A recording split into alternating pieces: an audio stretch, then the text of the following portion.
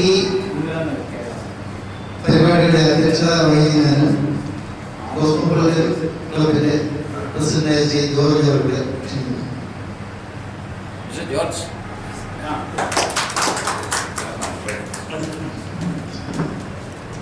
അടുത്തതായി ഇടഫലമായ ശ്രീ വേദിയിൽ ക്ഷണിക്കുന്നു.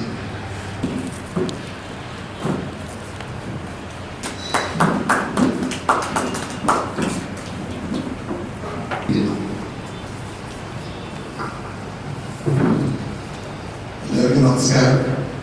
ഇന്നത്തെ പ്രോഗ്രാം സ്റ്റാർട്ട് ചെയ്യാൻ ഒരു സൈലന്റ് പ്രയർ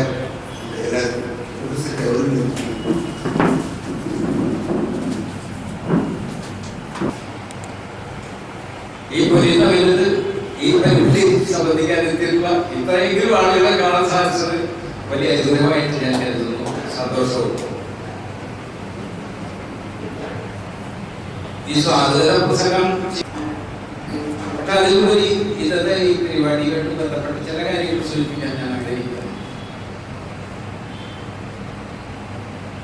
ഒരു ചെറിയ കൂടുതൽ മാത്രം, കാരണം ഞാൻ മറുപടി ആശംസകൾക്ക് ശേഷം മറുപടി പ്രസംഗം നടത്തേണ്ടതുകൊണ്ട് ഞാൻ ശ്രീവാക്കൾ സ്വാഗതം മാത്രം പറഞ്ഞുകൊണ്ട് അവസാനിപ്പിക്കാൻ ഉദ്ദേശിക്കുന്നു. ചില വിപരീത അവസരങ്ങൾ കൊണ്ട് കേരള സമാജത്തിന്റെ സെക്രട്ടറി രൂപമാകുന്നവരാണ് എത്തിയിട്ടുള്ളത്. ഭാവിച്ചു പരിപാടി വരാൻ സാധ്യത നമ്മുടെ പരിപാടി അദ്ദേഹത്തിന്റെ തന്നെ അനുഭവത്തിലൂടെയാണ്. ഈ നോവൽ പ്രസിദ്ധീകരിച്ചിട്ടുള്ളത് 34 വർഷം മുമ്പ് ബോംബെയിൽ വെച്ചാണ്. അന്ന് അവിടെ ഇത് പ്രകാശനം ചെയ്യുകയും ചർച്ച ചെയ്യുകയും ചെയ്തിട്ടുള്ള ഒന്നാണ് കേരള സമാജത്തിന്റെ ആഭിമുഖ്യത്തിൽ. പിന്നീട് ഞാൻ ഇവിടെ വന്ന ശേഷം ആണ് ഞാൻ 15 പുസ്തകങ്ങളോട് ഞാൻ ഇറക്കിയിട്ടുള്ളത്, സ്വീകരിച്ചിട്ടുള്ളത്. പുസ്തകം പറഞ്ഞാൽ ഒരു കുട്ടികളിൽ സാമ്പത്തികമായിട്ട് ബാധ്യതകൾ വരുന്ന ഒരു സംഗതിയാണ് ഇത്. ഇവിടെ പിന്നെ പ്രകാശനം ചെയ്യാന്ന് പറഞ്ഞാൽ ഈ പുസ്തകം ഞാൻ എൻ്റെ ഇവിടെ വന്നതിന് ശേഷമുള്ള 15 പുസ്തകം എഴുതിയതിൽ ആദ്യമായിട്ടാണ് ഇത് ഞാൻ ഇവിടെ പ്രകാശനം ചെയ്യുന്നത്. എന്താണെന്ന് വെച്ചാൽ ഞാൻ പ്രസിദ്ധീകരണ പേരിലോ സെൽഫ് മാർക്കറ്റിങ്ങിലോ മറ്റും പോയിട്ടില്ല. അതുകൊണ്ട് എനിക്ക് സ്വാഭാവികമായിട്ടും ഞാൻ ഹൈലൈറ്റിൽ വന്നിട്ടുള്ള എന്നുള്ളത് സത്യമാണ്. ഞാൻ ഇവിടുത്തെ എഴുതാറ് പുസ്തകങ്ങൾ എഴുതിയിട്ട് കൊടുത്തിരുന്നു, പലർക്കും കൊടുത്തിരുന്നു. അത് വായിക്കാൻ അഭിപ്രായം ഇവിടെ എഴുത്തുകാർക്ക് എനിക്ക് തരുന്ന എഴുത്തുകാർക്ക് ഞാൻ പുസ്തകം കൊടുക്കാറുണ്ട്. പുസ്തകം വിൽക്കാറില്ല. അത് DC ആണ് എൻ്റെ പുസ്തകങ്ങൾ കഴിഞ്ഞ 6 പബ്ലിഷ് ചെയ്തിട്ടുള്ളൂ. ഇതിലും മറുപടിയിൽ ഞാൻ കൂടുതൽ സംസാരിക്കും. എൻ്റെ കടമത്തിലേക്ക് ഞാൻ പ്രവേശിക്കാം.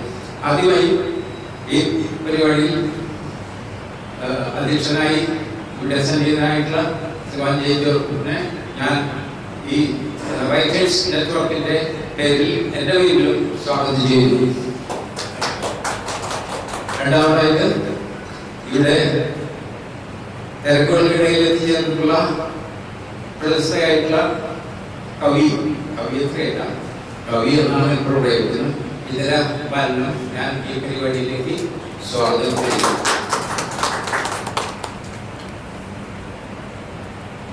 ഇതിനപ്പുറമായിട്ട് ഇവിടെ എത്തിയിട്ടുള്ള സഹോദരന്മാരായിട്ടുള്ള വ്യക്തികൾ എല്ലാവർക്കും ഞാൻ ഈ മലയാളം റൈറ്റേഴ്സിന്റെ നെറ്റ്വർക്കിന്റെ പേരിലും എഴുത്തുകാരെന്നുള്ള നിലയിലും ഞാൻ സ്വാഗതം ആശംസിക്കുന്നു. നന്ദി.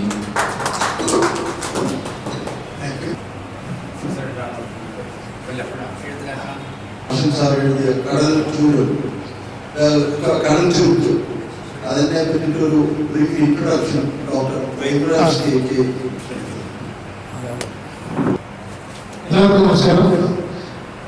പ്രധാനപ്പെട്ട 35 വർഷത്തെ ഗ്യാപ്പിന് ശേഷം ഈ പുസ്തകം വായനക്കാരിലേക്ക് വീണ്ടും വരുന്നു എന്നുള്ളതാണ് ഇതിൻ്റെ വലിയ പ്രത്യേകത. അന്നത്തെ ജീവിതസ്ഥിതിയും ഇപ്പോഴത്തെ ജീവിതസ്ഥിതിയും തമ്മിലെ വ്യത്യാസം നമ്മൾ മറക്കാതിരിക്കണം. പക്ഷെ അതിന്റെ ഗ്യാപ്പ് നമ്മൾ ഈ പുസ്തകം വായിക്കുമ്പോൾ അതിനെ കൺസിഡർ ചെയ്യേണ്ടിയിരിക്കുന്നു. ഞാൻ പറയാൻ ഉദ്ദേശിക്കുന്നത് ഈ നോവല് എങ്ങനെ വായിക്കണം, അല്ലെങ്കിൽ എങ്ങനെ നമ്മൾ ഇത് കാണണം എന്നതായിരിക്കും. ഞാൻ ഉദ്ദേശിക്കുന്നത് നമ്മുടെ പഴയ പുസ്തകങ്ങൾ, ആ സമയത്തല്ലേ 80കളിലെ പുസ്തകങ്ങൾ എങ്ങനെയായിരുന്നു, ആ രീതിയിൽ തന്നെയാണ് നമ്മൾ അതിനെ കാണേണ്ടത്. നമ്മൾ പല മാഗസിനുകളിലൊക്കെ നോവൽ വായിച്ചിട്ടുണ്ടാവും. അതിന്റെ ഒരു ശാലീനത ഈ നോവലിൽ നമ്മൾ കാണണം. ഇപ്പോഴത്തെ നോവലിന്റെ സ്ഥിതിയും അപ്പോഴത്തെ നോവലിന്റെ സ്ഥിതിയും വലിയ വ്യത്യാസമുണ്ട്. ഇന്ത്യയുടെ ഒരു ചർച്ചകൾക്കിടയിൽ വേറെ പണ്ടത്തെ നോവലും ഇപ്പോഴത്തെ എഴുത്തും തമ്മിൽ വ്യത്യാസമുണ്ട്. അത് നമ്മൾ തീർച്ചയായും ഇത് വ്യത്യാസം കാണും. പിന്നെ ഈ നോവലിനെ കുറിച്ച് പറയുന്നത് ഞാൻ ഈ നോവലിനെ കുറിച്ച് മാത്രമേ പറയുന്നുള്ളൂ എന്നതാണ് വേറെ കാര്യം. പല ആൾക്കാരും ഒരുപാട് ഇന്റർനാഷണൽ ലെവലിലൊക്കെ പോയി ആ പുസ്തകത്തിൽ ഇങ്ങനെ പറഞ്ഞു, ഈ പുസ്തകത്തിൽ ഇങ്ങനെ പറഞ്ഞു ഒന്നും ഞാൻ പറയാൻ ഉദ്ദേശിക്കുന്നില്ല. ഈ നോവലിൽ എന്താണ് ഇതിന്റെ കൃഷ്ണൻ ആരാണ്? ഒരുപക്ഷെ നമ്മൾ ഈ നോവൽ വായിക്കുന്ന സമയത്ത് ഈ കൃഷ്ണൻ എന്നാണ് നഷ്ടസാധ്യതയാണോ എന്ന് സംശയിക്കേണ്ടിയിരിക്കുന്നു എന്ന രീതിയിൽ നമ്മൾ ചിന്തിക്കണം. ചില സമയത്ത് ഈ എഴുത്തുകാരൻ തന്നെ പറയുന്നതായിട്ടും അല്ലെങ്കിൽ കൃഷ്ണൻ എന്ന വ്യക്തി പറയുന്നതായിട്ട് നമുക്ക് ഈ നോവൽ വായിക്കുമ്പോൾ മനസ്സിലാവും.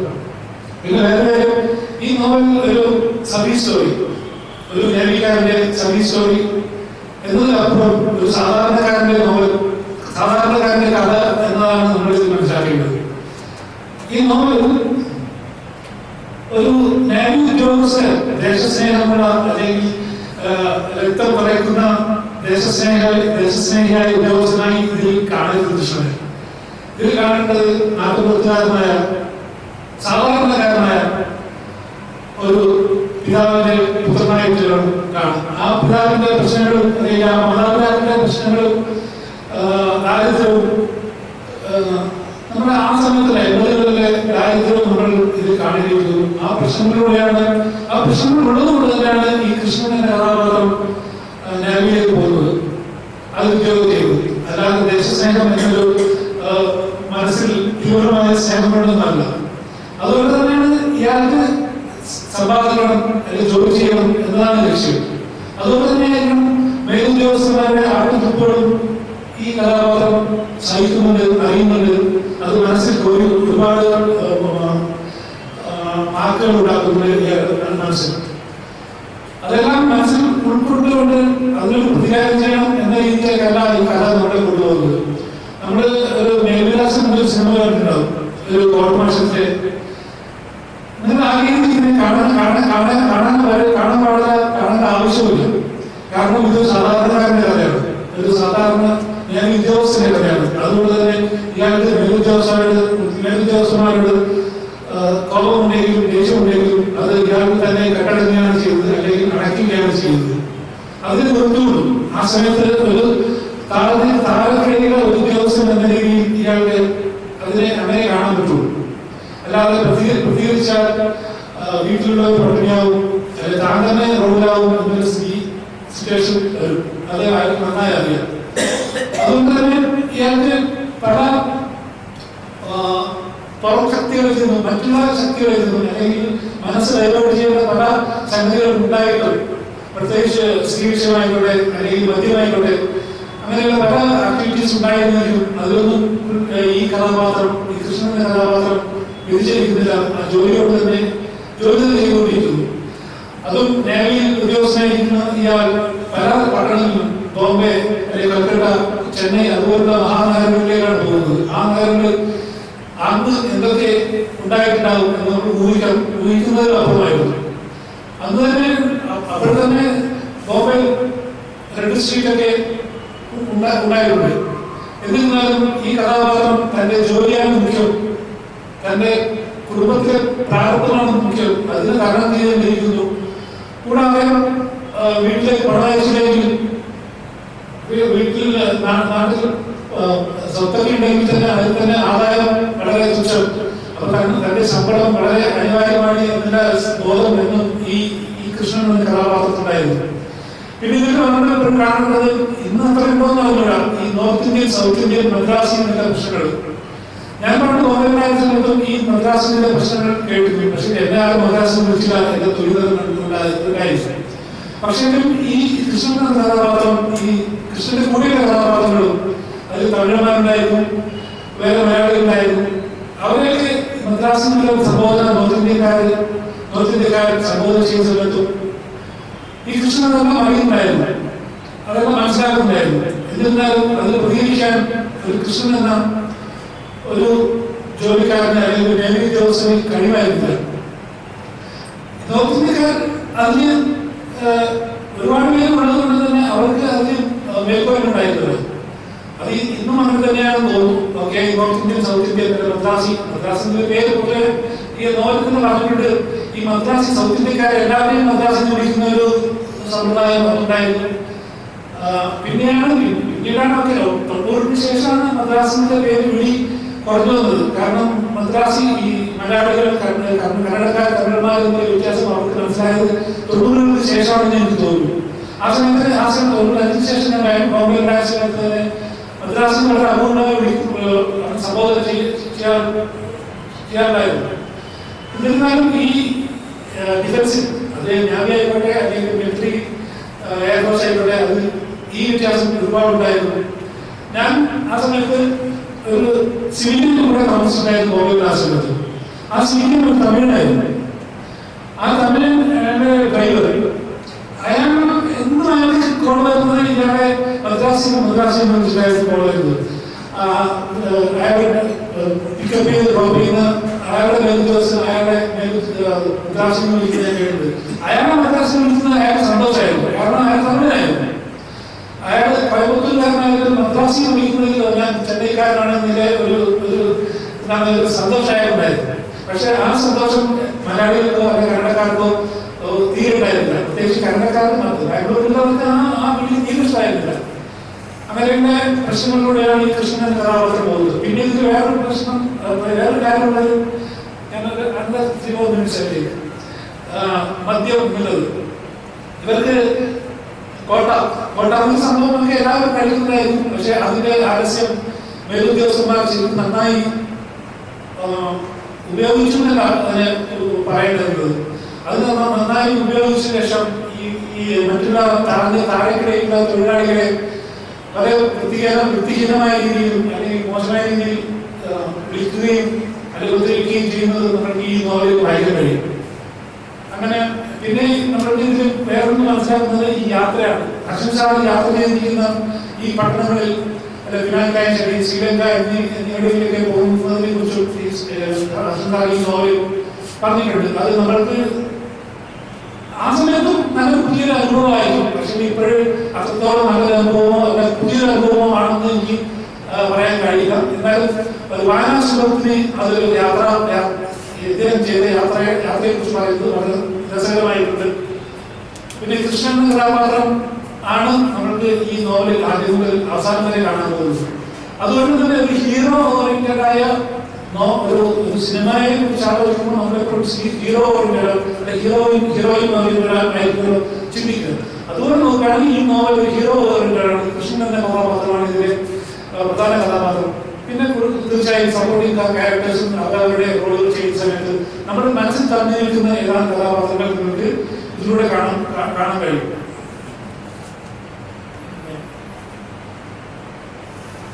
പിന്നെ കൃഷ്ണൻ സാറിന്റെ പൊതുവെയുള്ള ഒരു എഴുത്തിന്റെ ശൈലി പല കഥകളായിക്കോട്ടെ ചെറുകഥകളായിക്കോട്ടെ അല്ലെങ്കിൽ നർമ്മകഥകളാണ് നമ്മൾ കൂടുതൽ വായിക്കാൻ കിട്ടിയിട്ടുണ്ടാവുക. പക്ഷെ ഈ നോവൽ നർമ്മത്തിൽ തോന്നിയത് കാര്യമായിട്ടൊന്നുമില്ല, നർമ്മം കുറവാണ്. ആ നർമ്മം എന്ന പ്രതീക്ഷയായിട്ട് ഈ നോവൽ വായിക്കുന്നത് ഒരു സീരിയസ് ആയി വായിക്കേണ്ട നോവൽ തന്നെയാണ്. ഞാൻ പറഞ്ഞില്ലേ ഒരു നേവി ഉദ്യോഗസ്ഥരുടെ നർമ്മകഥകൾ കർഷകസാറിന്റെ നർമ്മകഥകൾ വായിക്കണമെങ്കിൽ അദ്ദേഹം വേറെ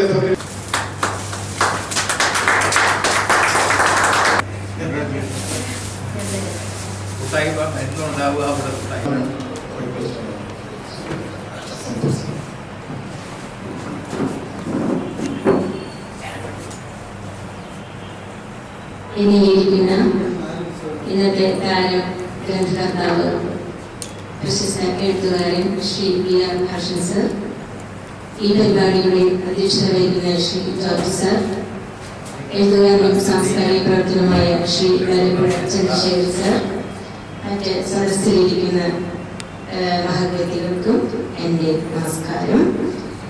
തീർച്ചയായിട്ടും ഒരുപാട് സന്തോഷമുണ്ട് ഇന്നത്തെ ഈ ചടങ്ങിൽ പങ്കെടുക്കാൻ കഴിഞ്ഞത്. ഹർഷൻ സാറിനെ കുറിച്ച് പറയുന്നത് ഏകദേശം 25 വർഷത്തോളമായി പരിചയമുള്ള എഴുത്തുകാരനാണ്. എന്നെ സംബന്ധിച്ച് ഞാൻ ബാംഗ്ലൂരിൽ സാംസ്കാരിക രംഗത്ത് വരാൻ തുടങ്ങിയ സമയത്ത് ആദ്യകാലത്ത് അദ്ദേഹത്തിൻ്റെ ഹാസ്യവേദി പോലുള്ള സംഘടനയിലൊക്കെയാണ് ആദ്യം കവിത ചൊല്ലാനും പരിപാടിയിൽ പങ്കെടുക്കാനൊക്കെ പോയിരുന്ന ഓർമ്മ ഇന്നും വളരെ തിളക്കമുള്ളതാണ്. അദ്ദേഹത്തിന്റെ എഴുത്തിനെ കുറിച്ച് പറയുകയാണെങ്കിൽ കൂടുതലും ഞാനും വായിച്ചത് നർമ്മരസപ്രധാനമായിട്ടുള്ള എഴുത്തുകളാണ്. കവിതകളായിക്കോട്ടെ കഥകളായിക്കോട്ടെ ഒരു ഹാസ്യം മുന്നിൽ നിൽക്കുന്ന രചനകളാണ് കൂടുതൽ വായിച്ചിട്ടുള്ളത്. മറ്റൊന്ന് ബോംബെ പശ്ചാത്തലമാക്കി എഴുതിയ എയർ ഹോസ്റ്റസ് ആണോ അവൾ എന്നുള്ളതാണ് ഒരു നോവൽ.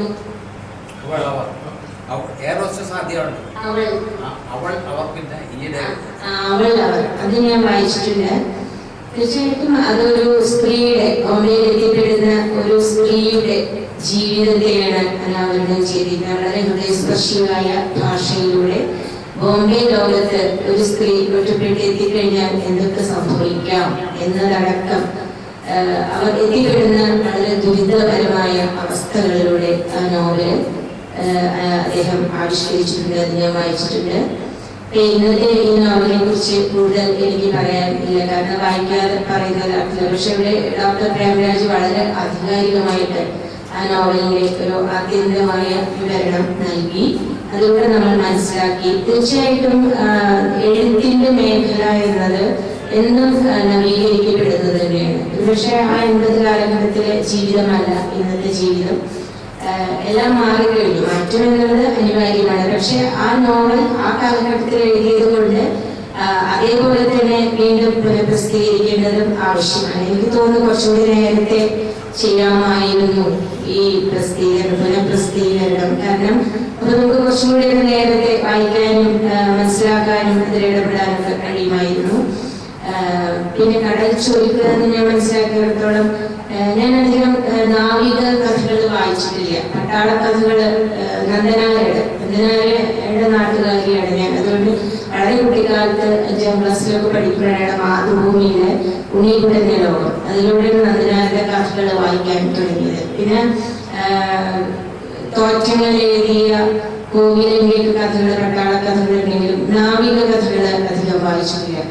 കടൽ ചൊരുക്കുക എന്ന് പറയുമ്പോൾ തന്നെ ഈ ചൊരുക്ക് കടലിൽ കപ്പലിൽ ജീവിക്കുന്നവരുടെ ജീവിതത്തിന്റെ പ്രയാസം, ഒപ്പം ആ കടലിന്റെ അന്തരീക്ഷവുമായി പൊരുത്തപ്പെടാനുള്ള ഒരു കാര്യമുണ്ട് അല്ലെ. അത് പൊരുത്തപ്പെട്ടില്ലെങ്കിലാണ് ശാരീരികമായ പ്രശ്നങ്ങൾ, കടൽ ചൊരുക്ക് പോലെ തലവേദന പോലുള്ള പ്രശ്നങ്ങളൊക്കെ ഉണ്ടാവുമെന്ന് പറഞ്ഞു കേട്ടിട്ടുണ്ട്. അതില് പരിചയമില്ലെങ്കിൽ അതോടൊപ്പം തന്നെ ജീവിതത്തിന്റെ ചൊരുക്കുകളുമാവും. ഒരു മനുഷ്യന്റെ ജീവിതത്തിൽ സംഭവിക്കുന്ന പ്രശ്നങ്ങളും കടമ്പകളും ഒക്കെ കടൽ ചുരുക്കായിട്ട് വന്നിട്ടുണ്ടാവാം എന്നുകൂടി ഞാൻ വിചാരിക്കുന്നു. തീർച്ചയായിട്ടും കൂടുതൽ സമയം ഞാൻ എടുക്കില്ല. എനിക്ക് ഈ അവസരം തന്നതിൽ ഒരുപാട് സന്തോഷം, പ്രത്യേകം നന്ദി രേഖപ്പെടുത്തുന്നു. സെപ്റ്റംബറിൽ അദ്ദേഹം ഈ സത്യജാലകത്തിന്റെ പ്രകാശനം, മറ്റൊരു പുസ്തകത്തിന്റെ പ്രകാശനം ഇവിടെ വെച്ചിട്ട് എന്നെ വിളിച്ചിട്ടുണ്ടായിരുന്നു. പക്ഷെ അതെനിക്ക് അപ്രതീക്ഷിതമായിട്ട് ഞാൻ അസുഖബാധിതരായി ഹോസ്പിറ്റലായി. പിന്നെ അത് ആ കടമ ഇപ്പൊ 6 മാസമായി ഞാൻ ഇപ്പോഴാണ് ഒന്ന് പരിപാടികൾക്കൊക്കെ ഇറങ്ങാൻ തുടങ്ങിയിട്ടുള്ളൂ. അപ്പൊ അന്ന് എനിക്ക് പങ്കെടുക്കാൻ പറ്റാത്തതിൽ ഒരുപാട് സങ്കടം തോന്നിയിരുന്നു. പക്ഷെ എന്തായാലും ഇന്നത്തെ ഈ പരിപാടി, ഈ പ്രകാശന കർമ്മത്തിൽ അത് പ്രകാശിപ്പിക്കാൻ തന്നെ എന്നോട് ആവശ്യപ്പെട്ടതിൽ ഒരുപാട് സന്തോഷം, നന്ദി. അദ്ദേഹത്തിന് ഇനിയും ധാരാളം എഴുതാൻ കഴിയട്ടെ. അതോടൊപ്പം ആയുരാരോഗ്യ ആശംസകൾ നേർന്നുകൊണ്ട് എന്റെ വാക്കുകൾ ചുരുക്കുന്നു. നന്ദി, നമസ്കാരം.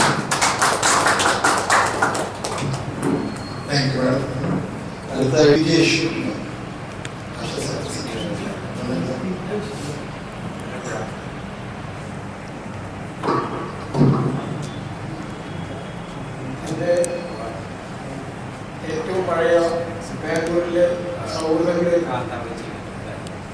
വളരെ പ്രധാനപ്പെട്ട ഒരു വ്യക്തിയാണ് ശ്രീകൃഷ്ണൻ. എല്ലാവരെയും ഹർഷപരിതമാക്കുന്ന മൂപ്പരുടെ സംഭാഷണ രീതിയാണ് അദ്ദേഹത്തെ എല്ലാവരിലേക്കും അടുപ്പിക്കുന്ന ഒരു അദ്ദേഹത്തിൻ്റെ പ്രയോഗങ്ങളും വാക്കുകളും എല്ലാം തന്നെ അദ്ദേഹത്തിനോട് നമുക്ക് ഒട്ടിച്ചേർന്ന് എന്നും എപ്പോഴും പ്രവർത്തിക്കാൻ ഇതുവരെ സാധിച്ചു എന്നുള്ളത് അദ്ദേഹത്തിൻ്റെ ആ വ്യക്തിത്വത്തിലുള്ള പ്രത്യേകതയായിട്ടാണ് ഞാൻ കാണുന്നത്. ഇന്നത്തെ ഈ പുസ്തക പ്രകാശനത്തിന് പങ്കെടുക്കാൻ അദ്ദേഹത്തിനോട് ക്ഷണിച്ച് ഞാൻ നാട്ടിലായിരുന്നു. പക്ഷേ ഞാൻ വിചാരിച്ചത് ഞായറാഴ്ചയാണ് പരിപാടി എന്ന്. അദ്ദേഹം വിളിച്ച് പറഞ്ഞുകൊണ്ടാണ് ഞാൻ പെട്ടെന്ന്, അല്ലെങ്കിൽ ഞാൻ എനിക്ക് പങ്കെടുക്കാൻ പറ്റില്ലായിരുന്നു. അദ്ദേഹത്തിൻ്റെ ഈ പുസ്തക പ്രകാശനത്തിൽ പങ്കെടുക്കാൻ എനിക്ക് അവസരം ലഭിച്ചതിൽ വളരെയധികം സന്തോഷമുണ്ട്. ഈ കടൽ ചുരുക്ക് ഞാൻ ഇപ്പോൾ ഈ പുസ്തകം സഭയാലയത്തിൽ ഞാൻ അതിൻ്റെ ഒരധ്യായം ഞാനിപ്പോൾ വായിച്ചു. അപ്പോൾ അത് ഡോക്ടർ പ്രേംരാജൻ്റെ ഏതാണ്ട് എല്ലാം ചുരുക്കി അതിനെക്കുറിച്ച് സംസാരിച്ചിട്ടുണ്ട്. ആദ്യം പറഞ്ഞ ഒരു വാക്ക് ഞാൻ ആലോചിക്കുന്നത് വെച്ചാൽ, ആ ഒരു ഹാസ്യ സാഹിത്യകാരനായ ഹർഷന്റെ ഭാഷയല്ല കടൽ ചുരുക്കിലുള്ള ഭാഷ എന്നുള്ളതാണ് പ്രത്യേകമായിട്ട് എനിക്ക് തോന്നിയത്. കാരണം അദ്ദേഹത്തിൻ്റെ എല്ലാ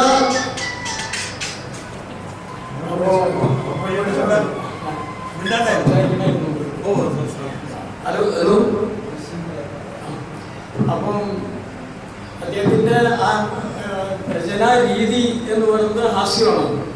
അപ്പം ഹാസ്യം അദ്ദേഹത്തിൻ്റെ സംഘടന ഹാസ്യവേദി അത് ബാംഗ്ലൂരിൽ എത്രയോ വർഷങ്ങൾക്ക് മുൻപ് അദ്ദേഹം തുടങ്ങി വെച്ചാണ്. ബാംഗ്ലൂരിൽ റിക്വസ്റ്റ് മാനിച്ചുകൊണ്ട് വയലാർ സർ എഴുതിയ ഒരു ചലച്ചിത്രഗാനം ത്രിവേണി എന്നാണ് സിനിമയുടെ പേര്. ദേവരാജൻ സാറിന്റെ മ്യൂസിക്.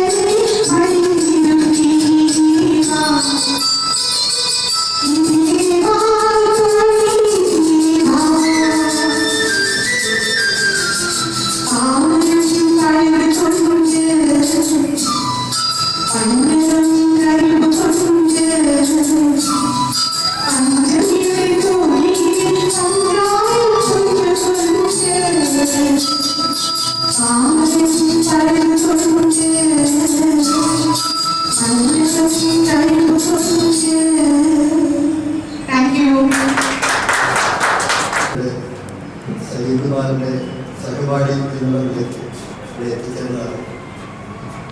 കടൽച്ചൊരുക്കി എന്ന നോവൽ ഒരു വായിച്ച പ്രതീതി എനിക്ക് ഇവിടെ അനുഭവപ്പെട്ടു. ഞാൻ ഇപ്പോഴത്തെ വായിച്ച് അതിൻ്റെ കൃത്യമായ ഒരു നൽകിയതുകൊണ്ട് ഇനി അത് വായിക്കേണ്ടതില്ല എന്നെനിക്ക് തോന്നുന്നു. പക്ഷേ ഞാനൊരു പുസ്തകമായിട്ട് തുടങ്ങിയുള്ളൂ. എന്തായാലും ഇത്തരത്തിലുള്ള ഒരു വേദികൾ കുറച്ച് സമയമാണെങ്കിലും വളരെ സംതൃപ്തി തന്നതാണ്. ഞാൻ ഒരു റിട്ടയർമെന്റ് ജീവിതത്തിൽ കിട്ടിയ ഒരു പോസിറ്റീവ് എഫക്റ്റ് അല്ലെങ്കിൽ അത്ര ഒരു സന്ദർഭമാണ് ഇന്ന് എനിക്ക് 1 മണിക്കൂർ കൊണ്ട് ലഭിച്ചത്. എൻ്റെ ജീവിതത്തിൽ എന്നും അത് നല്ല അനുഭവങ്ങളിൽ അത് പൂർത്തിയാക്കാൻ ഈ സമയം ഞാൻ ഹൃദയപൂർവ്വം ഞാൻ ഈ അവസരം ഞാൻ ഉപയോഗപ്പെടുത്തുന്നു. അതൊരിക്കലും എൻ്റെ ജീവിതത്തിൽ ഒന്നും മറക്കപ്പെടുന്നതല്ല. ഈ ഒരു സന്ദർഭത്തിൽ ഇത്ര കൂടി ചേരലുകൾ അനിവാര്യമാണ്. പ്രത്യേകിച്ച് 60 വയസ്സ് കഴിഞ്ഞ അല്ലെങ്കിൽ റിട്ടയർമെന്റ് ജീവിതം ആസ്വദിക്കുന്ന ഇത്രയും കൂട്ടായ്മകൾ കുറച്ചുകൂടെ പങ്കാളിത്തങ്ങളിലും ഇടപെടലുകൊണ്ടും സജീവമാണ് എന്നൊരു അപേക്ഷയാണ് എനിക്ക് മുന്നോട്ട് വയ്ക്കാറുള്ളത്. എന്തായാലും ഈ ഒരു സന്ദർഭം ഒപ്പം പങ്കേറാൻ കഴിഞ്ഞതിൽ സന്തോഷം അറിയിച്ചുകൊണ്ട് എൻ്റെ ചെറിയ വാക്കുകൾ നിർത്തുകയാണ്.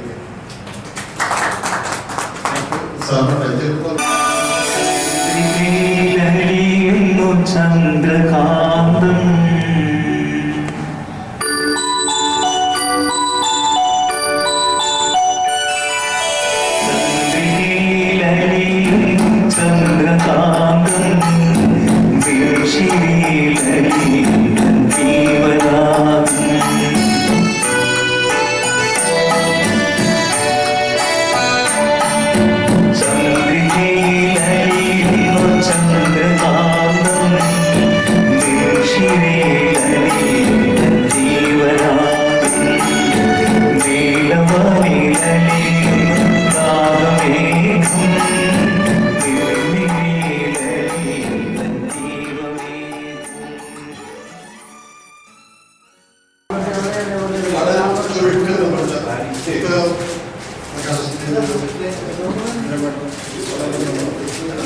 അർഷൻ സാറാണ് ഇപ്പോൾ 10-15 കൊല്ലമായിട്ട് ഒരു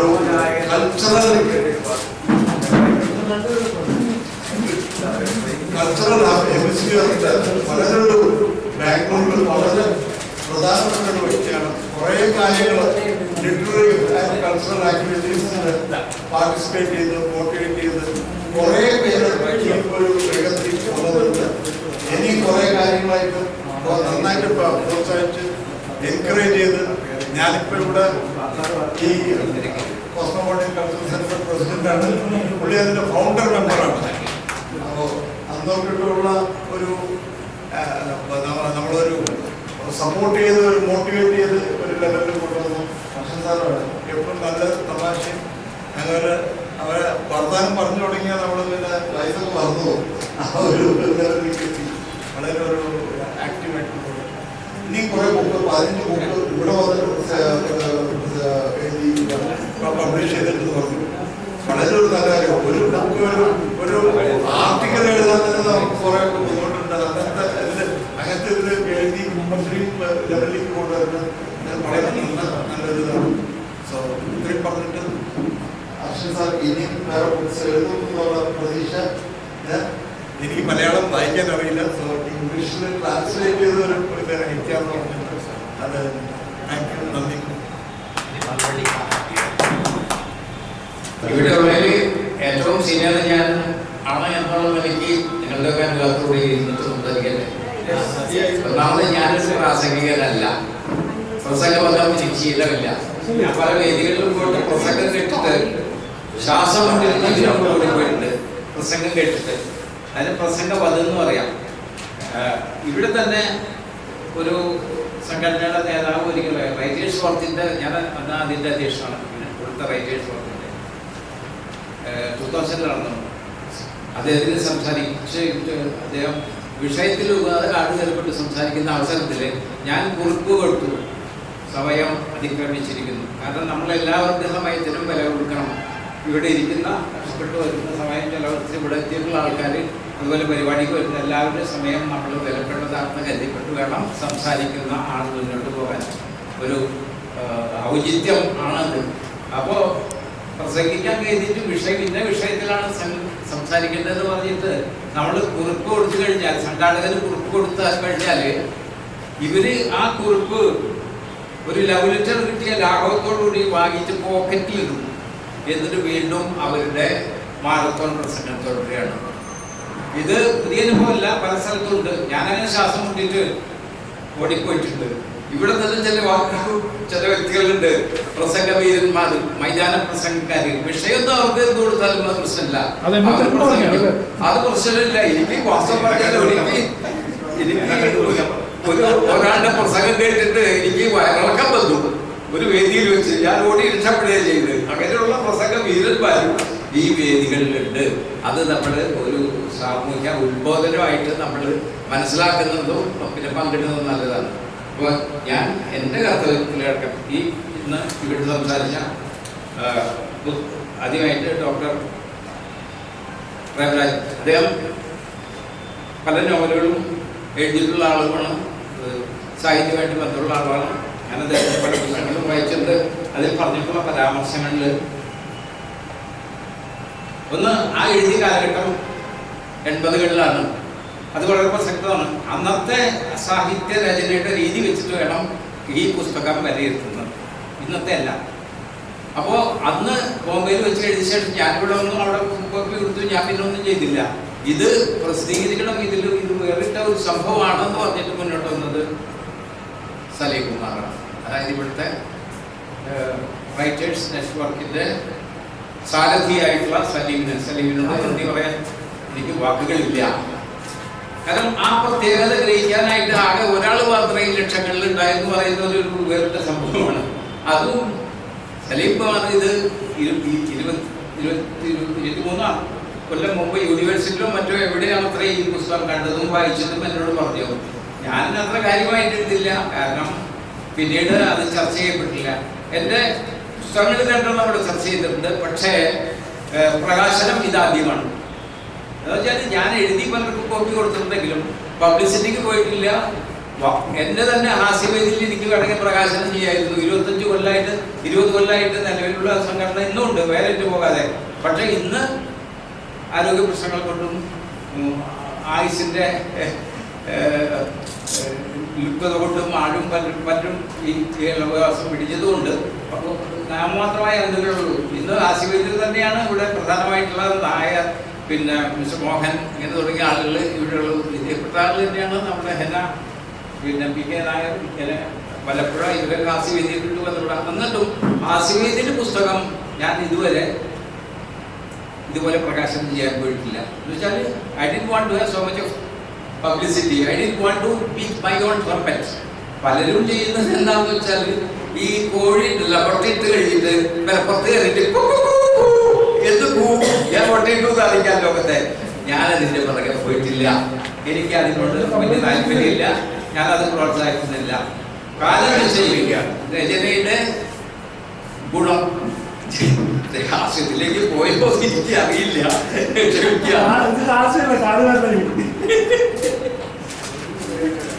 ഞാൻ പുസ്തകത്തിലേക്ക് തിരിച്ചു വരാം. അപ്പോൾ അങ്ങനെ പറയാനെങ്കിൽ പ്രസംഗബദ്ധം ഞാൻ പറഞ്ഞു കഴിഞ്ഞു. പ്രസംഗബദ്ധം ഒരു കാലിക പ്രശ്നമാണ്, നമ്മളെല്ലാവരും ബാധിക്കുന്നതാണ്. സമയത്ത് എല്ലാവരും കൃത്യസമയത്ത് തിരിച്ചു പോകാനുള്ളതാണ്. പ്രത്യേകിച്ച് ബാംഗ്ലൂർ പോലുള്ള സ്ഥലത്ത് ഇവിടെ ട്രാൻസ്പോർട്ടേഷൻ അപ്പോൾ അതുകൊണ്ട് എല്ലാവരും സമയത്ത് നമ്മൾ മാനിച്ചുകൊണ്ട് വേണം നമ്മുടെ പരിപാടിയിലൊക്കെ നമ്മൾ പങ്കെടുക്കുമ്പോൾ. അപ്പോൾ ഈ പുസ്തകത്തിൽ ഡോക്ടർ പ്രേമരാജ് പറഞ്ഞത് വിലയിരുത്തി അദ്ദേഹം ഉടനീളം വായിച്ചിട്ട് തന്നെ ഇത് എല്ലാം പറയേണ്ടതായിട്ട്. അതിൽ ഒരു നാവികന്റെ ജീവിത സംഘർഷങ്ങൾ, മോഹങ്ങളും മോഹഭംഗങ്ങൾ, കുടുംബസ്നേഹം, രാജ്യസ്നേഹം, ഇതൊക്കെ ഒന്നിച്ച് ചേർത്തിട്ടുള്ള ഒരു പുസ്തകമാണ് ഇത്. പിന്നെ അതിൽ ഈ അനുഭൂതി എന്ന് പറയുന്നത്, അതിലെ ഇത് ഓട്ടോബയോഗ്രാഫിക് എന്ന് പറയുമ്പോൾ അതിൽ കൃഷ്ണൻ എന്ന കഥാപാത്രം എഴുത്തുകാരനോട് സാമ്യമുള്ളതായിട്ട് വരും. തീർച്ചയായിട്ടും പല രചനകളും അങ്ങനെ തന്നെയാണ്. അപ്പോൾ അത് ഇതിലും വന്നിട്ടുണ്ടാവും. അങ്ങനെയുള്ള രചനകൾക്ക് കൂടുതൽ തീക്ഷ്ണത ഉണ്ടാകും, അനുഭവ തീക്ഷ്ണത രചനകൾ കൂടും. ഭാവനയേക്കാൾ കൂടുതൽ അനുഭവ തീക്ഷ്ണതയായിട്ടുള്ളതായിരിക്കും നമുക്ക് എഴുതുമ്പോഴേ വരുന്നത്. അപ്പോൾ ഇതിൽ പരാമർശിച്ച മദ്രാസി പ്രശ്നം പറയാം. ഞാൻ ബോംബെയിൽ 25 കൊല്ലം ഉണ്ടായിരുന്നു മനുഷ്യരുടെ. അപ്പോൾ അവിടെയൊക്കെ ഇവിടെ സർവീസിലും ഉണ്ടായിരുന്നു, എയർ ഇന്ത്യയിലും ഉണ്ടായിരുന്നു. സർവീസ് വെച്ചിട്ടാണ് എനിക്ക് അനുഭവപ്പെട്ടത്. നമ്മൾ സൗത്ത് ഇന്ത്യക്കാരെ എല്ലാവരും മദ്രാസിൽ നിന്ന് വിളിക്കും. മദ്രാസിൻ്റെ ഇപ്പോൾ ഡോക്ടർ പ്രേമന്റെ കാലാമദ്രാസിൽ അധികം സുഖനാണ്. എനിക്കതല്ല, എനിക്ക് കൃഷ്ണന്റെ തോന്നും അതോ കാലാമദ്രാസിൽ എന്തായാലും. അതുകൊണ്ട് അദ്ദേഹത്തെ ആരും കാലാമദ്രാസിൽ വിളിച്ചിട്ടില്ല. പക്ഷെ ഈ വിവരദോഷികൾ എന്താ ഇത് തെക്കുള്ളവരുണ്ടല്ലോ, തമിഴനായാലും തെലുങ്കനായാലും ശരി, ആന്ധ്രക്കാർ എല്ലാവരും ഉണ്ടല്ലോ, മലയാളി ആയാലും ഒക്കെ മദ്രാസിയാണ്. പിന്നെ ഉച്ചത്തോടുകൂടി പറയുന്നതാണ് കാലാമദ്രാസി. അവിടുത്തെ ഒക്കെ രക്ഷപ്പെട്ടിട്ടാണ് ഞാൻ ട്രാൻസ്ഫർ വാങ്ങിച്ചിട്ട് ഇവിടുത്തെ വിവാദത്താവളത്തിൽ വന്നത്. അവിടെ മദ്രാസികളുടെ ശിവസേനയുടെ ഒരു അല്പം ഒരു ചൊരുക്ക് അത് ഉണ്ടായിരുന്നു. അതുകൊണ്ടാണ് ഞാൻ ഈ എയർപോർട്ടിലേക്ക് ട്രാൻസ്ഫർ ഇഷ്യൂ വന്നത്. അപ്പോൾ ഇവിടെ വന്നാൽ എന്നെ കാലാമദ്രാസി, ഞാൻ സൗത്ത് ഇന്ത്യനാണ്, ഇതും സൗത്ത് ഇന്ത്യയാണ്. അപ്പോൾ ആ ഒരു പാരതരത്തിലാണ് ഞാൻ ഇവിടെ വന്നത്. അപ്പോൾ ഇവിടെ വന്നപ്പോഴെന്താണ് പ്രശ്നം? മലയാളീനെ അംഗീകരിക്കാൻ വലിയ വിഷമാണ്. പിന്നെ പല മലയാളികൾക്കും ഞണ്ടിൻ്റെ സ്വഭാവം, ഒരാൾ ഉയർന്നു പോകുന്നുണ്ടോ ഞണ്ടിനെ പിടിച്ചു വെച്ചിട്ടുണ്ട്. ഇങ്ങനെ പല പ്രശ്നങ്ങളും ഇവിടെ സാഹിത്യ രംഗത്തുണ്ട്. അത് ഞാൻ എൻ്റെ അനുഭവത്തിൽ ഞാൻ ഫേസ്ബുക്കിൽ ഞാൻ കുറിച്ച് വെച്ചിട്ടുണ്ട്. പക്ഷേ ഇവർക്ക് അറിയില്ല. പിന്നെ എനിക്ക് സീനിയോറിറ്റില്ല. ഞാൻ 95-ലാണ് ട്രാൻസ്ഫർ ആയിട്ടുള്ളത്. എനിക്ക് മുമ്പ് ഇവിടെ വന്നിട്ട് ചിലവരുണ്ട് ഇവിടുത്തെ സാഹിത്യ ശകുനികൾ. അവര് നമ്മൾ അംഗീകരിക്കാൻ തയ്യാറില്ല. 4 പുസ്തകം എഴുതിയിട്ട് ഇവിടെ വന്നപ്പോൾ എന്നാലും അംഗീകരിക്കില്ല. ഇയാൾ എവിടെ നോക്കുന്നത് ആലോചിക്കുന്നത്. ഞാൻ അവിടെ സാഹിത്യ പ്രവർത്തനം കഴിഞ്ഞിട്ട് ബോംബെ കേരള സമാജത്തിൻ്റെ ഞാൻ പാറ്റേണാണ്. പിന്നെ അവരുടെ മാസികയിൽ പ്രവർത്തിച്ചിട്ടുണ്ട്. അത് കഴിഞ്ഞിട്ടാണ് ഇവിടെ വരുന്നത്. അപ്പം ഞാനിവിടെ വന്നപ്പോൾ എനിക്ക് സീനിയോറിറ്റി പോരാം എന്നുള്ള ഒരു നിലപാടാണ് ഇവിടുത്തെ എനിക്ക് മുമ്പ് വന്നിട്ടുള്ള സ്വയം പ്രഖ്യാപിതരായിട്ടുള്ള എഴുത്തുകാർ. പക്ഷേ ഞാൻ അംഗീകരിക്കാൻ പോയില്ല അവരാരും. പിന്നെ എന്താണെന്ന് വെച്ചിട്ടുണ്ടെങ്കിൽ അവർ ഇത് തോന്നേണ്ട ഒന്നാമത് അസൂയ. സ്വാഭാവികമായിട്ടും മലയാളിയെ അംഗീകരിക്കാൻ കഴിയാത്തില്ല. പക്ഷേ ഞാൻ പറയുന്നത് എന്താണെന്ന് വെച്ചാൽ ലെറ്റ് 100 ഫ്ലവേഴ്സ് ബ്ലൂം. എനിക്ക് സാഹിത്യത്തിൽ എഴുതുന്നവരോട് വലിയ മതിപ്പാണ്. അപ്പോൾ എല്ലാവരും എഴുതുന്നപ്പോൾ തനിക്ക് പൊൻകുഞ്ഞാണ്, അതുപോലെയാണ്. അപ്പോൾ ഇതിൽ പറഞ്ഞുള്ള ഉത്തരേന്ത്യൻ സ്ഥലത്തിൻ്റെ വിവേചനത്തെ കുറിച്ച് ഞാൻ പറഞ്ഞില്ല. അത് വളരെ അധികം സ്പർശിച്ചിട്ടുള്ള കാര്യമാണ്. പിന്നെ മദ്രാസ് പ്രശ്നം ഞാൻ പറഞ്ഞു കഴിഞ്ഞു. ഹാസ്യരചന ഇതിൽ ഒരു തരി പോലും ഹാസ്യം കലർത്തിയിട്ടില്ല. ഇത് ഗൗരവമുള്ള ഒരു വിഷയമാണ്. കുടുംബപരമായിട്ടുള്ളതും പിന്നെ രാജ്യസ്നേഹത്തിൻ്റെ ആയാലും ശരി, നാഗരിക ജീവിതത്തിൻ്റെ ഒന്നിച്ചിട്ടുള്ള ഒരു രചനയാണിത്. അപ്പോൾ അത് ഒരു ക്ലാസിക്കാണെന്ന് ഞാൻ അവകാശപ്പെടുന്നില്ല. അപ്പം അതിന് ആ കാലഘട്ടത്തിൻ്റെ രചന വെച്ച് നോക്കുമ്പോൾ റീഡബിലിറ്റി ഉള്ള ഒരു പുസ്തകം തന്നെയാണ്. ഇന്നും നമുക്ക് അത്യന്താധുനിക രചന ഒന്നും അതിൽ കാണാൻ പറ്റില്ലെങ്കിലും വിരസതയില്ലാതെ വായിച്ചു പോകാൻ പറ്റുന്ന ഒന്നാണ് ഈ പുസ്തകം എന്നാണ് എനിക്ക് തോന്നുന്നത്. പിന്നെ ശ്രീമതി ഇന്ദിരയും എൻ്റെ പുസ്തകത്തെക്കുറിച്ച് ഇത് ഒരു ചർച്ചയല്ല. കാരണം പുസ്തകം ആരും വായിച്ചിട്ടില്ല. അതുകൊണ്ട് ഇത് വെറും പ്രകാശനം മാത്രമായിട്ടാണ് കണ്ടത്. അത് മൊത്തത്തിൽ പറഞ്ഞിട്ടുള്ളതാണ് ശ്രീമതി ഇന്ദിര ഈ പുസ്തകത്തെ പറഞ്ഞിട്ടുള്ളത്. ഞങ്ങൾ തമ്മിലുള്ള പരിചയം, ഹാസ്യവേദിയായിട്ടുള്ള പരിചയം, ഹാസ്യവേദിയിലൊക്കെ ധാരാളം കവിത ചൊല്ലുകയും ഹാസ്യവേദിയിൽ സജീവമായിരുന്ന ഒരാളാണ് ഇവിടെ സ്നേഹിതയായിട്ടുള്ളത്. അപ്പോൾ ഇന്ദിരയൊക്കെ ഇവിടെ കിട്ടിയതിൽ വളരെയധികം സന്തോഷമുണ്ട് ഈ പരിപാടിയിൽ പങ്കെടുപ്പിച്ചത്. പിന്നെ ഇപ്പോൾ വല്ലപ്പോഴും ഈ എൻ്റെ രചനയെക്കുറിച്ച് പറയുന്നുണ്ടായിരുന്നു. അതായത് രചന വളരെ ലളിതമായിട്ടുള്ള ഭാഷയിലാണ് ഇത് എഴുതിയിട്ടുള്ളത്. അത് പലപ്പോഴും എടുത്തു പറയുന്നുണ്ടായിരുന്നു, പലപ്പോഴും പ്രത്യേകം നന്ദി. പിന്നെ ഈ കടൽ ചൊരക്ക് എന്ന് പറയുന്നത് കടൽ ചൊരക്ക് മാത്രമല്ല, എയർ സീക്നെസ്സും ഉണ്ട്, എയർ ജ്വരമുണ്ട്. വന്നിട്ടുണ്ട് ഇന്ത്യൻ എക്സ്പ്രസ്, പിന്നെ ബ്ലിറ്റ്സ്, പിന്നെ ഏതാണ് ഇവിടുത്തെ ഹെറാൾഡ്, ഇതിലൊക്കെ എൻ്റെ രചനകൾ വന്നിട്ടുണ്ട്. പക്ഷെ എന്നാലും ചിലർക്കൊക്കെ എന്നെ അംഗീകരിക്കാൻ ഇന്നും മടിയാണ്. അപ്പം അത് പ്രൊഫഷണൽ റൈവൽറി എന്ന് മാത്രമേ ഞാൻ കരുതുന്നുള്ളൂ. പക്ഷേ ഇപ്പം എനിക്ക് തോന്നുന്നത് ഇത്ര പുസ്തകങ്ങളൊക്കെ എഴുതിയിട്ടും എനിക്ക് വേണ്ടത്ര അംഗീകാരം കിട്ടിയിട്ടുണ്ടോ? ചിലവര് ശരിയായ തെലുങ്കിടത്തിൽ സലീമിലുള്ള ആൾക്കാർ വായിച്ചിട്ട് വലിച്ചിട്ടതല്ലാതെ വേറെ പലരും അത് നമ്മളെ അംഗീകരിക്കാൻ തയ്യാറല്ല. അപ്പൊ എനിക്കൊരു ബോധവേ വന്നത് എന്താണെന്ന് വെച്ചാൽ ഇനി തർജ്ജമയിലേക്ക് തിരിച്ചാലോ. ഇവിടെ എനിക്ക് ഞാൻ പലരും അറിയുന്ന ആളല്ല, എങ്കിലും ഇവിടെ വളരെ ആൾക്കാരെ എഴുതാനായിട്ട് കിട്ടുന്നതുകൊണ്ട് ആ ലൈനിൽ ഒന്ന് നോക്കിയാലോ എന്നാണ് ഞാനിപ്പോൾ ചിന്തിക്കുന്നത്. അത് എപ്പോൾ എന്ന് പ്രായോഗികമാകുന്നത് എനിക്ക് പറയാൻ പറ്റില്ല. നല്ല വളക്കൂറുള്ള മണ്ണാണ് ഇത്. ഈ ചർച്ചയുടെ കാര്യത്തിൽ എന്ന് എനിക്ക് ബോധ്യപ്പെട്ടിട്ടുണ്ട്. ഇനി ഞാൻ കൂടുതലൊന്നും പറയാൻ ഉദ്ദേശിക്കുന്നില്ല. അതിപ്രസംഗം എനിക്ക് താല്പര്യമില്ലാത്ത വിഷയമാണ്. ഇനി അടുത്ത ചടങ്ങിലേക്ക് കടന്നു. Thank you sir. അപ്പോൾ നമുക്ക് ഇന്നത്തെ പ്രോഗ്രാം എനിക്ക് തന്നോ?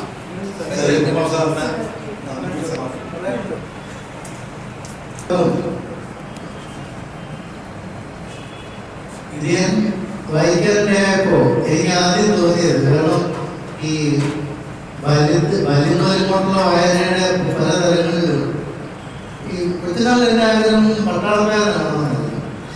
പട്ടാളക്കാരെല്ലാം പ്രത്യേകമായിട്ട് ഹൈസ്കൂൾ പഠിക്കുന്ന സമയത്ത് അക്കാലത്ത് അതിൽ ഇറങ്ങിയ നന്ദനാരുടെയും പാറപ്പുറത്തിന്റെയും കോവിലിന്റെയും ഒക്കെ പുസ്തകം, ഇതിനകത്ത് കൂടാതെ ഏകലവ്യം ഒരു പുസ്തകങ്ങളൊക്കെ വായിച്ചത്. പക്ഷെ ഇത് ഒരു പുസ്തകം മാത്രം, ഒന്നും രണ്ടോ പുസ്തകം വിനയൻ എഴുതിയ നാവികസേന അനുഭവം, അത് നീന്തൽക്കും തിരുമാലകൾക്കും നിൽക്കുന്ന യാത്ര, അതല്ലാതെ ഞാൻ കണ്ടിട്ടില്ല. അതിന്റെ പുസ്തകം പിന്നെ ഇത് അതിന്റെ പുറമെ മറ്റു പുസ്തകങ്ങൾ കിട്ടിയിട്ടില്ല. പിന്നെ കൂടുതൽ കലസേനയിലെ കഥകളാണ്. പക്ഷെ ഇത് ഈ പുസ്തകം ഞാൻ വായിച്ചപ്പോൾ എനിക്ക് ആദ്യം ദർശൻ ദർശൻ എന്ന് പറയുന്ന വ്യക്തിയോട് ദേഷ്യപ്പെട്ടു.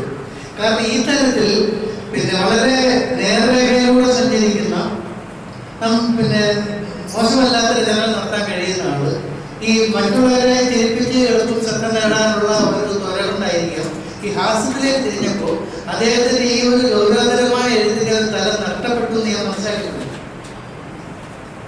പിൽക്കാലത്ത് അദ്ദേഹം പൂർണ്ണമായി ഹാസ്യത്തിലേക്ക് തിരിഞ്ഞു. അതേസമയം ഈ അനുഭവനിഷ്ഠമായി കേരളത്തിന്റെ ഈ പറയുന്ന ചെയ്യേണ്ട ചരിത്രവും ഈ പറയുന്ന കാര്യങ്ങളെല്ലാം ഉള്ള സംഭവമല്ല. അതിൽ ചെന്നുപെടുന്നത് സാധാരണ സെയിലറുടെ ഒരു സാധാരണ കേഡറ്റിന്റെ അവൻ അനുഭവിക്കുന്ന ഒന്നാമതേ മനസ്സിലില്ല ഒരു പറയുന്നമാതിരി മനസ്സിൽ വീടും പേര് കൊണ്ടാണല്ലോ നടക്കുന്നത്. വീടും വീടിന്റെ പ്രാരാബ്ദങ്ങൾ എന്തുകൊണ്ട് കൊണ്ടാണെന്ന് ചെയ്യുന്നു ഒരാൾ ഈ പറയുന്ന ദേശത്തിനെ കൊണ്ടെന്നല്ലോ കുടുംബം കൊണ്ടുതന്നെ. അപ്പൊ അങ്ങനെ വരുന്ന പട്ടാളത്തിലെ ഏറ്റവും താഴെയുള്ള കേഡറ്റ് അവന്റെ ഈ റിക്രൂട്ട്മെന്റ് കഴിഞ്ഞ് നേവിയിലേക്ക് ചെല്ലുമ്പോൾ അനുഭവിക്കുന്ന അവരുടെ പ്രശ്നങ്ങളൊക്കെ അവർക്ക് എനിക്ക് തോന്നി. ഇത് എന്തായാലും ഇവിടെ പ്രത്യേകിച്ചും വയലൂരിൽ ഇറങ്ങുന്ന ഈ മറ്റു പല രചനകളോടോ കടന്നിരിക്കുകയോ അതിനേക്കാളും നിൽക്കുകയോ ചെയ്യുന്ന ഒരു സംഭവം ഇതിലുണ്ട്. അദ്ദേഹത്തിന്റെ അനുഭവത്തിന്റെ വെച്ചുകൊണ്ടും കലർപ്പില്ലാത്ത ഒരു ശൈലി ഉള്ളതുകൊണ്ടാണ് എഴുതാനുള്ളത്.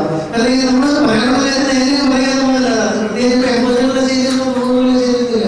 ഇന്നും ഒരു നോവൽ വായിക്കപ്പെടുന്നുണ്ടെങ്കിൽ അതിൽ നമ്മൾ 80-90 രചനാകാലമോ അതിൽ പറയുന്ന കാലത്തിനൊക്കെ അതീതമായിട്ട് അത് എല്ലാ കാലത്തും വായിക്കപ്പെടുന്നു. അതാണ് രചന. അല്ലെങ്കിൽ നമുക്ക് പത്രം വായിക്കുന്നവരെ പത്രവായനല്ല വായിച്ചു കളഞ്ഞു അത്രയല്ലോ ഉള്ളൂ. രചനകൾ എന്ന് പറയുന്നത് നമ്മൾ ഇന്ന് കാണുന്ന എല്ലാവരും ഇവിടുത്തെ സംസ്കാരം ഉൾപ്പെടെയുള്ള കാര്യങ്ങൾ നിലനിൽക്കുന്ന പുസ്തകങ്ങൾ കൊണ്ടാണ്. ആ പുസ്തകങ്ങൾ ഏതൊക്കെയാണെന്ന് പറയണ്ടല്ലോ.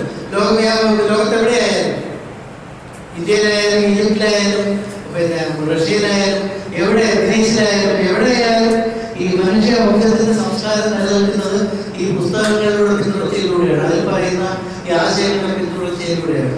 അതിന്റെ പരസ്പരമുള്ള സംഘർഷങ്ങളിലൂടെ തന്നെയാണ്. അപ്പോൾ ഈ ഒരു പുസ്തകത്തിന്റെ ഏറ്റവും വലിയ പ്രത്യേകത അതിന്റെ റീഡബിലിറ്റിയാണ്, അതിന്റെ വായനാമതി. നമുക്ക് വായിക്കാൻ കഴിയണം. ഏത് പുസ്തകം കിട്ടിയാലും അത് എന്ത് വിഷയത്തിൽ കിട്ടെ ഇല്ലെങ്കിൽ നമ്മൾ എഴുതും വായിക്കുന്നില്ല പറഞ്ഞത്. പക്ഷെ ഈ കാലത്ത് വേറെ കാര്യം ശ്രദ്ധിക്കപ്പെട്ടോ. കാരണം പണ്ട് നമ്മൾ എഴുതുന്ന ആളുകളായതുകൊണ്ട് എല്ലാവരും നമ്മൾ എഴുത്തുകാരെന്ന് പറയും. എഴുതുന്ന ആളുകൾ എഴുത്തുകാർ. ഇപ്പൊ ആരും എഴുതുന്നില്ല, ടൈപ്പ് ചെയ്യില്ല. അപ്പൊ നമുക്കിങ്ങനെ എഴുത്തുകാർ ടൈപ്പിസ്റ്റാണെന്ന് വിളിക്കും അല്ലേ. ഞാൻ അയാൾ വലിയ ടൈപ്പിസ്റ്റാണ് എന്ന് നമുക്ക് പറയാതെ. കാരണം ഇപ്പൊ ആരും എഴുതുന്നില്ലല്ലേ, എഴുതുന്നവരല്ലേ എഴുതുകാരെന്ന് വിളിക്കുന്നത്. ഈ സാഹിത്യകാരെ വിമർശിക്കാൻ നമ്മൾ അങ്ങനെ വാക്കല്ലോ ഉപയോഗിക്കുന്നത് എഴുതുക. പിന്നെ പുതിയ കാലത്ത് ടൈപ്പിസ്റ്റ് വിളിക്കാം. ഇപ്പൊ ഏകദേശം ടൈപ്പിസ്റ്റ് പണി മാത്രമേ കൂടുതൽ എഴുതുകാർ ചെയ്യുന്നുള്ളൂ എന്നുള്ളതാണ് പറയുന്നത്. മറ്റൊരു പുതിയ പരിചയപ്പെടുത്താം. അതായത് ഈ മലയാള പരിചയം ചെയ്തു കൊടുക്കുന്ന എവിടെ ഞാൻ കുറെ നാളുകൊണ്ട് നടക്കുന്നത്. ഈ ബാംഗ്ലൂരിലെ 40 എഴുത്തുകാരുടെ നിലവിലുള്ള അത്രയും വലിയ പുസ്തകം വേറെ ഇതുവരെ വന്നിട്ടില്ല. 2009 ഞാൻ പ്രസിദ്ധീകരിച്ചു. എഴുത്തുകാരുടെ മലയാളത്തിനോടുകൂടി തന്നെയാണ് അത് പ്രസിദ്ധീകരിച്ചത്. അതിന് പിന്നെ അതിനുശേഷം വ്യക്തികളുടെ പുസ്തകങ്ങളും അല്ലാതെ മലയാളം പഠിക്കാനുള്ള പുസ്തകം, കന്നഡ സംസാരിക്കാനുള്ള പുസ്തകം, പിന്നെ അങ്ങനെയുള്ള പുസ്തകങ്ങൾ പ്രസിദ്ധീകരിച്ചിട്ടുണ്ട്. അതിൽ ഏറ്റവും കൂടുതൽ എനിക്ക് തോന്നി ഇതിപ്പം പിന്നെ ഈ കൃഷ്ണൻ സാറ് ഞാനും കൂടെ ചേർന്നാണ് ഈ പുസ്തകം പ്രസിദ്ധീകരിച്ചത്. ചിലവുകളൊക്കെ നിർവഹിച്ചിട്ടുണ്ട്. പിന്നെ അതിന്റെ പ്രോഗ്രാമിങ് എഡിറ്റിംഗെല്ലാം പ്രൈവറ്റ് ലേഔട്ട് ചെയ്തു. ബാക്കി പ്രിന്റിങ് പ്രൊഡക്ഷൻ വരെയുള്ള കാര്യങ്ങൾ ഞാൻ ചെയ്തു കൊടുത്തു. പിന്നെ കാരണം ഇത് എനിക്ക് ഇദ്ദേഹത്തോടൊന്നും പ്രത്യേക വാത്സല്യം കൊണ്ടൊന്നുമല്ല, അല്ലെങ്കിൽ അദ്ദേഹത്തിന് എന്നുള്ള താല്പര്യം നിർമ്മാണിച്ചതല്ലേ. കാരണം ഈ കടൽച്ചോറിന്റെ പേര് ഞാനാണ് ഉദ്ദേശിച്ചത്. ആത്മാവിന്റെ ഈ എന്താണ് അത് ഒന്നാമതായി ടൈറ്റിൽ റോങ് ആയിപ്പോയ ഒരു പുസ്തകമായിപ്പോയിരുന്നു. പിന്നെ അതിന് ഈ അമലീകരണം എന്ന് പറയുന്ന ഒരു മറ്റേ പടം, ഒരു പെണ്ണിങ്ങനെ കണ്ണീര് പിടിക്കുന്നത്, അതിന്റെ കണ്ടന്റോട്ട് ഒരു ബന്ധമില്ലാതെ പടം, അതിന്റെ പത്രത്തിന്റെ മോചിത്രം ഉണ്ടല്ലേ. അപ്പൊ ചില പുസ്തകങ്ങൾ അതിന്റെ ഞാൻ അതിനകത്ത് പുസ്തകം ഭയങ്കര ഉള്ളൊരു പുസ്തകം, പക്ഷെ അതിന്റെ അതിന്റെ പുറമേ മനോരമയിൽ വരുന്ന ഈ ചെറുകഥകളുടെ പിന്നെ അല്ലെങ്കിൽ നോവൽ ഇൻഡസ്ട്രിയിൽ പോയി അതിനൊരു പുസ്തകം റിജക്ട് ചെയ്തു. പക്ഷെ വായിക്കാൻ തുടങ്ങിയാൽ പിന്നെ പുസ്തകം വിശ്വാസം ചെയ്തു. അപ്പൊ അതൊക്കെ പുസ്തകത്തിന്റെ പ്രൊഡക്ഷൻ അതിന്റെ കണ്ടന്റ് പ്രധാനമാണ്. പുസ്തകം വായിക്കപ്പെടുന്നുണ്ടെങ്കിൽ അത് മാത്രം നോക്കിയാൽ മതി. ആരെഴുതി, എങ്ങനെ എഴുതി, എത്ര വലിയ ചടങ്ങിൽ വെച്ച് നമ്മൾ പ്രകാശനം ചെയ്തു, അതിന് എത്ര അവാർഡുകൾ കിട്ടി, എത്ര അവാർഡുകൾ വാങ്ങിച്ചു, കിട്ടുന്ന വാങ്ങിക്കുന്ന വ്യത്യാസമുണ്ട്. അപ്പൊ അങ്ങനെയുള്ള ഒരുപാട് സംഭവങ്ങളിലൂടെയാണ് നമ്മൾ ഈ ഒരു പുസ്തകത്തെ നമ്മൾ വായനക്കാർക്ക് അവതരിപ്പിക്കുന്നത്. അത് വായനക്കാരെ സ്വീകരിക്കുന്നുണ്ടോ? വാങ്ങിച്ച ഒരാളെങ്കിലും ഈ പുസ്തകത്തെ പറ്റി താങ്കളോട് ഇത് നല്ലതാണെന്ന് പറയുന്നുണ്ടോ? അതിനപ്പുറത്ത് ഒരു ബഹുമതി നമുക്കില്ല ഒരു എഴുത്തുകാരെ സംബന്ധിച്ച്. അതുകൊണ്ട് CVR കൃഷ്ണന്റെ ഈ മുന്നോട്ടുള്ള എഴുതാൻ പ്രായമായിട്ടില്ല. കാരണം അടുത്ത കാലത്ത് കൊലകൽവിനെ പുസ്തകങ്ങൾ വിവർത്തനം ചെയ്തു. അദ്ദേഹം തെലുങ്ക് സാഹിത്യമാണ്, അദ്ദേഹത്തിന്റെ പുസ്തകം ഇംഗ്ലീഷിലേക്ക്. ഞാൻ അദ്ദേഹത്തോട് പലതവണ സംസാരിക്കേണ്ടത്. കൊറോണ കാലത്ത് അദ്ദേഹം 2 നോവലുകളും ഒരു 10-40 ചെറുകഥ എഴുതി. കാരണം കൊറോണ കാലത്ത് എഴുതല്ല വേറെ ഒരു പണിയില്ല. അദ്ദേഹത്തിന് 87 വയസ്സ് ഈ പറയുന്നത്. അപ്പൊ എഴുത്തിന് കാരണം 87 വയസ്സുള്ള ആളിന്റെ കയ്യിലുള്ള ഈ ഓർമ്മകളുടെ ഒരു കടലുണ്ടല്ലോ. കാരണം എഴുതിന് ഏറ്റവും മുന്നോട്ട് നയിക്കുന്ന സാധനം നമ്മൾ ഓർമ്മകൾ, അകത്തുള്ള ഓർമ്മകളുള്ളത്. ഈ സാധനം ഓർമ്മകളാണ്. ഇതിനെ നമ്മൾ എങ്ങനെ ബലപ്പെടുത്തിയത്? നമ്മുടെ റോമറ്റീരിയല്ല. ഇതിനെ നമ്മളെങ്ങനെ ബലപ്പെടുത്തിയെടുക്കുന്നതിനെ ആശ്രയിച്ചിരിക്കും നമ്മുടെ രചന. ചിലപ്പോൾ അനുഭവങ്ങൾ മാത്രമേ ഇതേപോലെ കഥയെക്കാളും മികച്ച സംഭവങ്ങളോ. ഉദാഹരണം ബഷീറിന്റെ അനുഭവങ്ങൾ തന്നെ. അദ്ദേഹത്തിന്റെ ഓർമ്മയുടെ അനുഭവങ്ങൾ വായിക്കുമ്പോൾ നമുക്ക് തോന്നും, അല്ലെങ്കിൽ ഒരു മതപാഠത്തിന്റെ ഉപകരണം വായിക്കുമ്പോൾ ഈ കൃതിയേക്കാൾ മികച്ച സാധനം അദ്ദേഹത്തിന്റെ അനുഭവങ്ങളാണല്ലോ. അപ്പൊ അതുകൊണ്ട് എല്ലാവിധ ആശംസകളും നേരുന്നു. മുന്നോട്ടുള്ള എഴുത്തിന്റെ യാത്ര നിരന്തരം തുടരേണ്ടതുണ്ട്. ഇവിടെ ഇനി ഒരുപാട് സഞ്ചരിക്കേണ്ടതുണ്ട്. അതുകൊണ്ട് ഈ CVR കൃഷ്ണന്റെ ഈ സംരംഭം എല്ലാവർക്കും പ്രചോദനം കൂടിയാവട്ടെ എന്ന് ആശംസിച്ചുകൊണ്ട് ഇവിടെ പങ്കെടുത്ത ഓരോരുത്തർക്കും ശ്രീ ഇന്ദിരാബാലൻ, ജോലി സാറ്, CVR കൃഷ്ണൻ, സേവലപ്പുഴ രാമു, വിജയൻ, ഇദ്ദേഹത്തിന്റെ പേരൊക്കെ അറിയില്ല, വിജയകുമാർ, ഇദ്ദേഹത്തിന്റെ പേര് മോഹൻ പണിക്കർ, CV തോമസ്, പുരുഷോത്തമൻ, പ്രേംരാജ്, എല്ലാവർക്കും മന്ത്രിയാവും. എത്ര പേരുണ്ട് പേരെടുത്ത് പറയുന്നത്. പിന്നെ ഈ ആള് നമുക്ക് ഈ ആള് നമുക്ക് സ്പോൺസറിനാണ് നമ്മുടെ കേന്ദ്രമായിട്ട് സാർ. അദ്ദേഹമാണ് ഇതിന്റെ അധ്യക്ഷത വഹിക്കാൻ ഏൽക്കുന്നത്. അദ്ദേഹത്തെ യാത്രാ പരിപാടികൾ പ്രമാണിച്ച് അദ്ദേഹത്തിന് പങ്കെടുക്കാൻ കഴിഞ്ഞില്ല. അദ്ദേഹം നമുക്ക് മെസ്സേജ് ചെയ്ത് വിളിച്ചു പറഞ്ഞിരുന്നത് വരാൻ പറ്റില്ല. എന്തായാലും പിന്നെ ആ കാര്യങ്ങളെല്ലാം ഏർപ്പാട് ചേർത്ത് അദ്ദേഹത്തിന് വളരെ നന്ദിയുണ്ട്. മാത്രമല്ല ഇത്രയും ഐഡിയ ഇല്ലേ സാർ, പെട്ടെന്ന് ബസ്സിലേക്ക് വന്നിറങ്ങി പിന്നെ പെട്ടെന്ന് ഇങ്ങോട്ട് കയറാവുന്ന ഇടമായതുകൊണ്ട് നമുക്ക് ഇനിയും പരിപാടികൾ സംഘടിപ്പിക്കാം.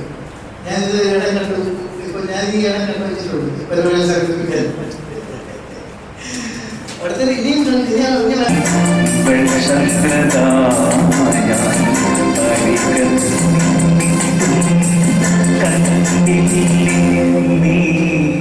കണ്ടില്ലേ കല്ലായി കടവത്തേ കാറ്റൊന്നും നിന്നില്ലേ മണിമാരൻ വരുമെന്നോ ചൊല്ലില്ലേ.